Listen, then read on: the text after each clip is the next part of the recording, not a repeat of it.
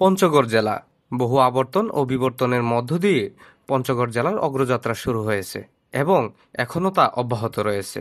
পঞ্চগড় নামকরণেও রয়েছে এক ঐতিহ্যপূর্ণ ইতিহাস। পঞ্চগড় জেলার নামকরণের দুটি প্রধান প্রচলিত ধারণা রয়েছে।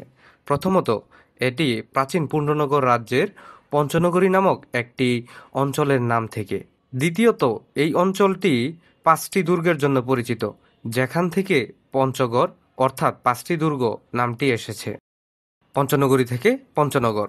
ঐতিহ্যগতভাবে মনে করা হয় এই অঞ্চলটি অতি প্রাচীনকালে পুণ্ড্রনগর রাজ্যের অন্তর্গত পঞ্চনগরী নামে একটি অঞ্চল ছিল।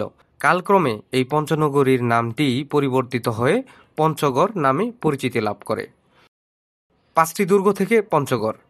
আরেকটি জনপ্রিয় ধারণা অনুসারে এই অঞ্চলের 5টি দুর্গের নামে এই জেলার নামকরণ করা হয়েছে। এই 5টি দুর্গ হল ভিতরগড়, হুসাইনগড়, মিরগড়, রাজগড় এবং দেবেনগড়।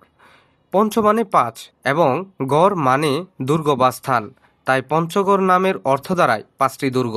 1947 সালে ভারত বিভক্তির পর দিনাজপুর জেলার ঠাকুরগাঁও মহকুমার অন্তর্ভুক্ত হয় পঞ্চগড় থানা। 1980 সালে 1 জানুয়ারি ঠাকুরগাঁও মহকুমা 5টি থানা তেঁতুলিয়া, পঞ্চগড় সদর, অটোয়ারী, বুদা ও দেবীগঞ্জ নিয়ে পঞ্চগড় মহকুমা সৃষ্টি হয়।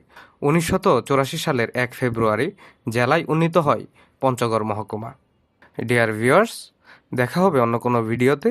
ততক্ষণ পর্যন্ত সাথেই থাকুন। ধন্যবাদ।